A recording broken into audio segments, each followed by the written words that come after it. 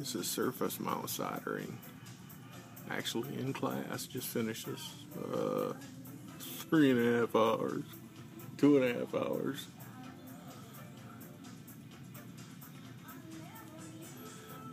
But that's how small I'm working with. Teeny tiny.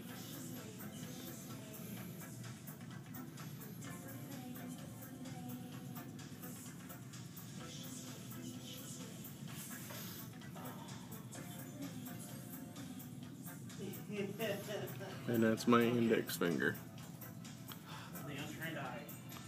That's how tiny I'm soldering today.